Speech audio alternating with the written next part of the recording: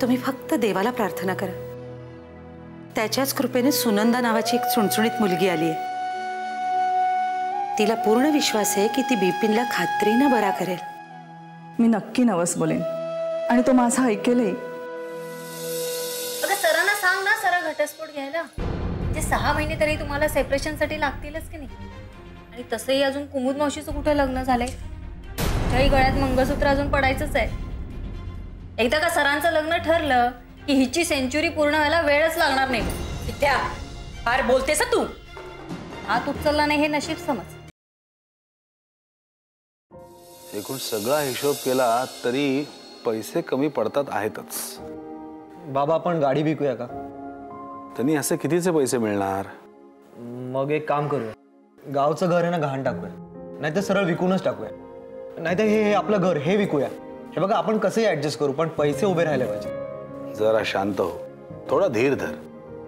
अरे अशी घाई गडबड करून नाही चालणार, काहीतरी मार्ग निघेल। हे बघ कसं आहे, बिपिन बरा होऊन घरी आला तर त्याला घर नको का? काय वाटेल आपण जर घर विकलं तर? काय वाटेल त्याला विचार कर। आणि डॉक्टरांपेक्षाही त्या मुलीला वाटतंय म्हणून हे ऑपरेशन होतंय, ते करायला हवंच। खरंय, निदान त्या मुलीच्या विश्वासासाठी तरी तो बरा झाला पाहिजे। होईल, काहीतरी तरतूद होईल। हे घ्या।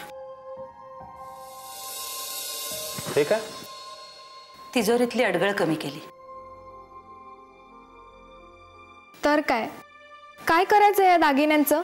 ह्याची कॅश करून टाका। अगं पण मिठू, पुन्हा आपल्याला दागिने करायला नाही जमलं तर? अरे सौरभ, हे काय बोलतोयस तू? काय करायचंय मला या दागिन्यांचं? बिपिन नसेल तर मला नको हे दागिने। आणि खरं सांगू का, बिपिन नसेल तर मला काहीच नकोय।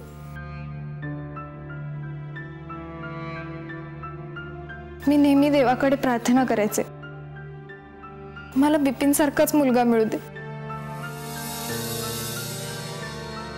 त्याची मस्ती, त्याचे हट्ट।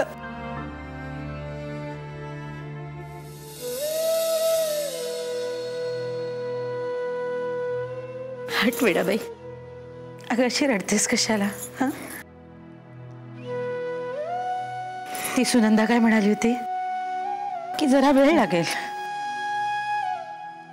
पण आपण सातत्याने प्रयत्न केले ना तर बिपिन अगदी पहिल्यासारखा होईल। ती बघ, सत्य आहे, कौल मिळाला। जा बघ कोण आले, जा। मी हे हात नेऊन ठेवते, उगीच बाहेरच्यांसमोर प्रदर्शन नको।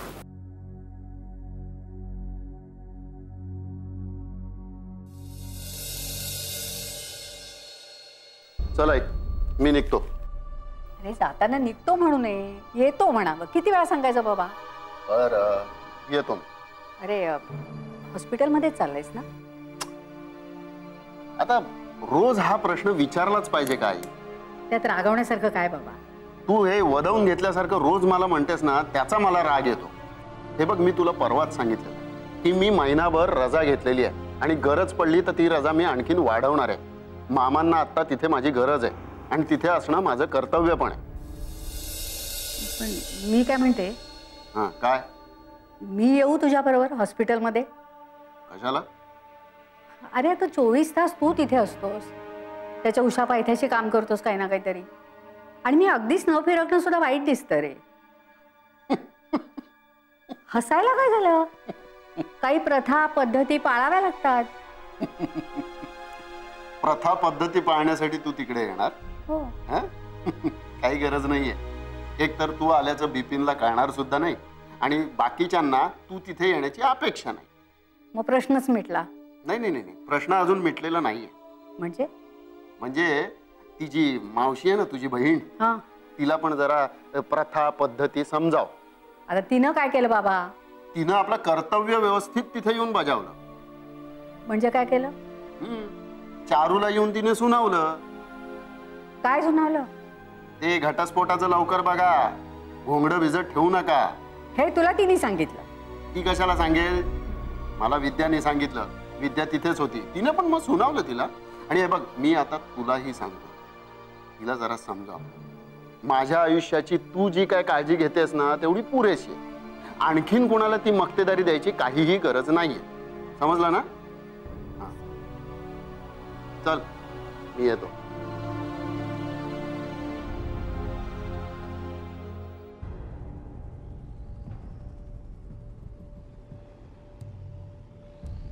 बिपिनचं ऑपरेशन आहे ना? सगळ्या बातम्या तुमच्यापर्यंत कशा काय पोहोचतात?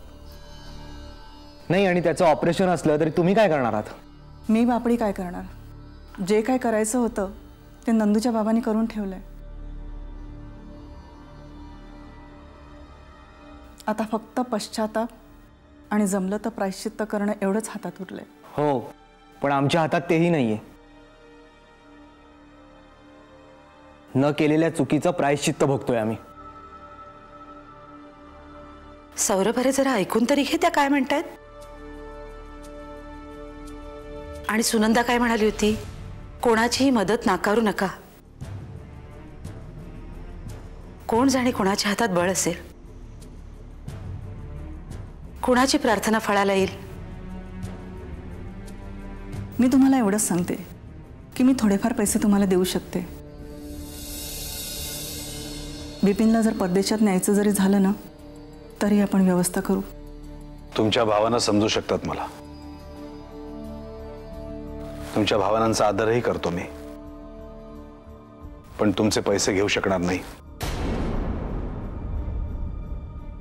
आम्हाला मदतीची गरज नाहीये, आणि लागलीच तर नाईलाजाने का होईना पण कळवू तुम्हाला आम्ही।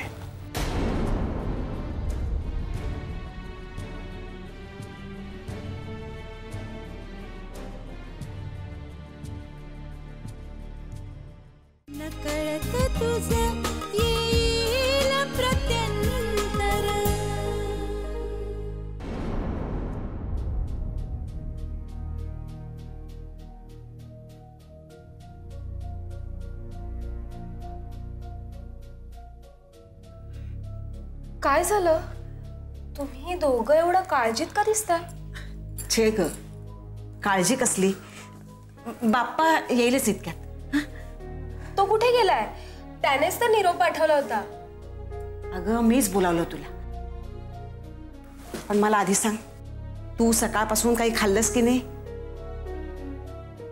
ताई, आता जे काही विचारायचंय सांगायचंय ते आधी विचार। हो रे बाबा, पण मला या मुलीची सुद्धा काळजी वाटते।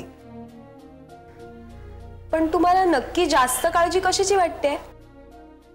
सुनंदा, तू एकदा स्पष्टपणे म्हणालीस ना की काळजी करायचं काही कारण नाही, की खरंच आम्हाला काळजी वाटणार नाही। अरे मामा, असं काय करतोस? आपण तिला इथे प्रेशर कमी करायला बोलवलंय, तिच्यावरचं प्रेशर वाढवायला नाही। अरे नाही बाप्पा, ऍक्च्युली विषयाला सुरुवात मीच केली होती। बरं, आता तूच विषयाला सुरुवात केली आहेस तर तूच सांग, आमचा पेशंट काही प्रोग्रेस दाखवतोय? बाप्पा, तुलाही हा प्रश्न पडतो? अर्थात। अगं मी कोणी सर्वज्ञ नाहीये। आणि तसं असतं तर काय उपचार कर हे मी तुला सांगितलं नसतं का? बरं असो, मी तुला इथे आवर्जून बोलवून घेतलंय ते काही महत्वाचं सांगण्यासाठी, आणि ते तू स्वतः जवळच ठेवावंस.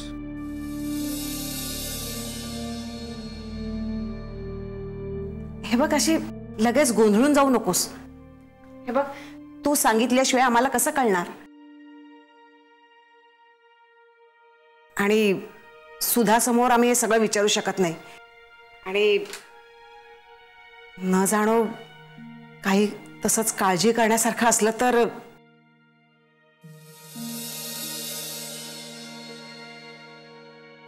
हे बघा मावशी, काळजी करण्यासारखंच तर आहे ना. म्हणजे बघा ना, आपल्या हातात फक्त प्रयत्न करणं आहे, आणि त्या प्रयत्नांना यश दे एवढंच देवाला सांगणं आहे. म्हणजे बिपिनची आता प्रगती बघता तो नक्की बरा होईल आणि यश आपलंच असेल.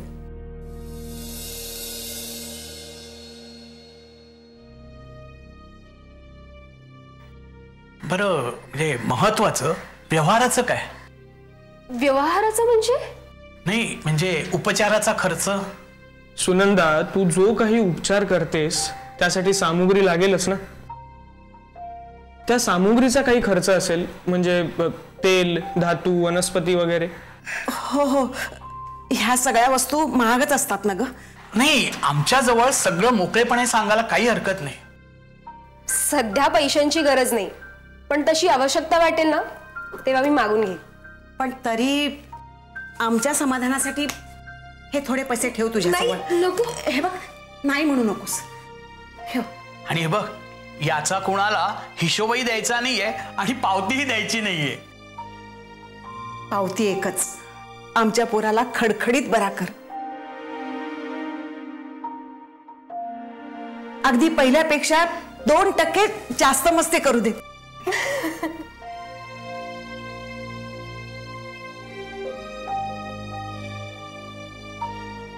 बरं, तुझ्या उपचारांचं स्वरूप कसं असेल आता?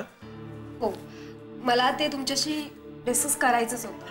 ॲक्च्युली मी सुरुवात तर केलेली आहे आणि रिस्पॉन्स खूपच चांगला आहे, आणि माझी अशी खूप इच्छा आहे, म्हणजे देवाचीच असावी तशी, की नक्की बिपिन बरा होईल आपला.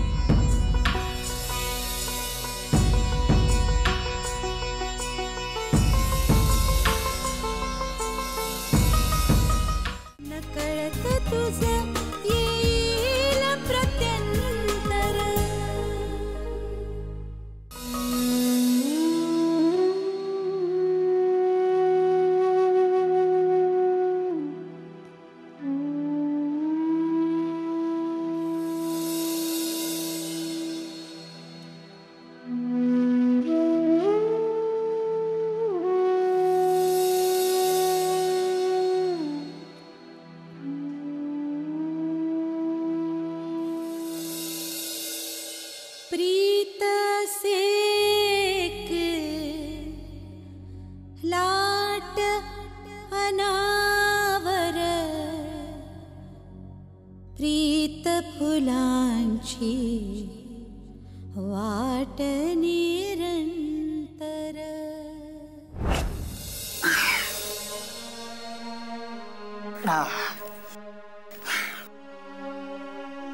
चिरंजीव, या सवयी आता सोडा. 2 वर्षात बायको येईल तुमची. आणि ती येऊन जर तुझ्या पदाला तोंड पुसायला लागली तर? खरंच काय होऊ शकता? तशी ती फार भयंकर आहे. आपल्यासाठी कहर गोष्ट तिच्यासाठी एकदम साधी येऊ शकते. खरं सांगतो. पण हे तुम्हाला कौतुकाने सांगतोयस की? नाही, आतासाठी कौतुकाने सांगतोय, पण उद्या डोक्यावरनं पाणी गेलं तर काय होऊ शकतो? हे बघ, डोक्यावरनं पाणी गेलं ना तर मी आहेच ना पुन्हा पदराने डोळे पुसायला. काय झालं रे? गंभीर का झालास? काही नाही ग, असंच. असंच काय? सांग मला. काय नाही ग, थोडंसं टेन्शन आहे मला बस. कसलं टेन्शन आहे? आता तूच विचार करून सांग कसलं टेन्शन असेल. प्रभाकरचं टेन्शन? आता बघ ना, सौरभच्या वेळी तुम्ही खूप सहन केलं, आता त्याचा ऍक्शन रिप्ले नको. हे बघ, ते टेन्शन तू नको घेऊस, तो आमचा प्रश्न आहे. अगं अशी कशी बोलतेस? मी बरोबर बोलते. तुम्ही आमची मुलं आहात, मग त्या अनुषंगाने काही टेन्शन्स असतील ना तर ती आम्ही घेऊ. आई खरंच तू आहे ना ग्रेट आहेस, ग्रेट. पुरे आता आता तू पण ग्रेट आहेस हे सिद्ध कर. मग काय करू सांग? पृथ्वीची प्रदक्षिणा घालू की? नको नको नको, एवढी परीक्षा मी नाही घेणार. पण हे बघ बेटा, गोष्टी जर का चिघळायला नको असतील ना तर प्रभाकरला अंधारात ठेवू नका. त्याच्याशी आपणहून बोलता आलं, संवाद साधता आला ना तर बघा. हो का? मी जातो. तू कुठे निघालास? नाही, प्रभाकरचं बूट बाटलीत उतरवण्यापेक्षा पृथ्वी प्रदक्षिणा घालून आलो ना तर ते जास्त सोपं होईल, नाही?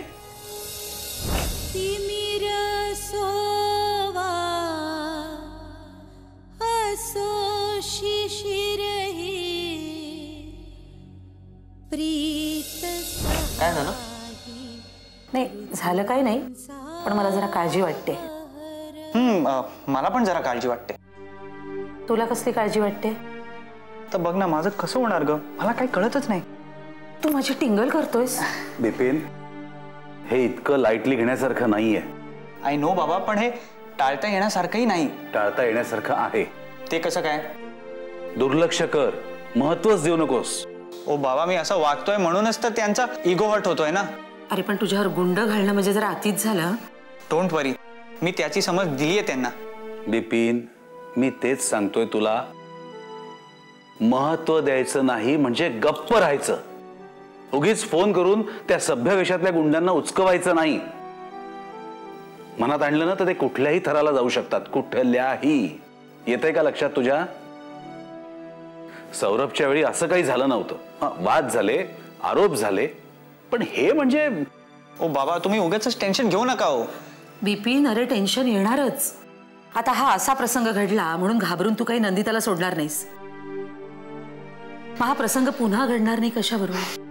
आणि ती तिच्या वडिलांना समजावू शकणार आहे का? तो समजण्याचं नाटक करेल, पण तो समजून नाही घेणार. मग उपाय काय यावर? सावध राहणे.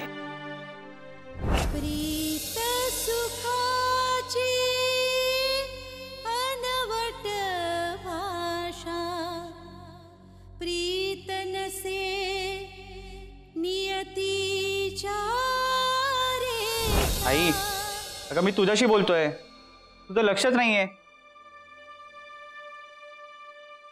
अगं आई,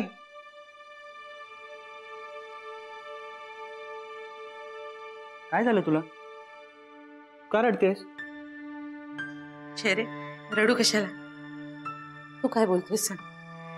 बघ, म्हणजे मगासपासून मी बोलतो आणि तुझं लक्षच नाहीये. तू एकदा हे स्तोत्र म्हणायला घेतलंस ना की तुझं कशावरच लक्ष नसतं. अगं आई, तू इतकी सेंटी का होतेस? असं का बोललो मी? तू काय म्हणत होतास सांग. आधी तू मला सांग, तुझे डोळे का भरून येत आहे? हे बघ आधी, आता मी विचारलंय ना, मग तू बोल काय बोलायचं ते. तू म्हणशील तसं करूया आपण. ठीक आहे आई, मी आहे ना मस्त बेत आखलाय. हे बघ, आता ट्रिप पिकनिक वगैरे काही नको, गप्प घरी बसायचं. अगं आई, तू ऐकून तर घे. बोल. बघ, आधी तू आहे ना पूर्ण ऐकून घे, मगच बोला. बरं बोल. हा, तर आता आपला सौरभ सिंगापूरला जाणार आहे ना. मग मी जातोय का तू? अगं तू अशी का म्हणतेस ग? असं काय बोलले मी? जाऊ दे आई, तुझा आहे ना आज ऐकायचा मूडच नाहीये. आपण नंतर बोलूया, ठीक आहे? काय पण? अरे हळू रे बिपिन, कसा धडपडतोस तू? लागलं ना? थोडंसंच ग. बघू. आई अगं किती पॅनिक होतीयस तू. काही झालं नाहीये त्याला, आणि मी आहे ना, काही होणार नाही त्याला. प्रीत वचन ही प्रीती स्पंदन आठवणींचे प्रीती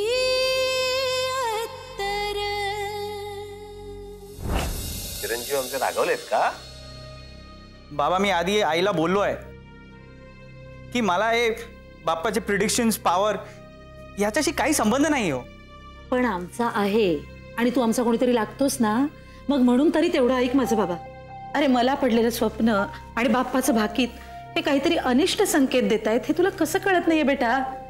का तू माझी परीक्षा घ्यायची ठरवली आहेस? तिमिर सोवा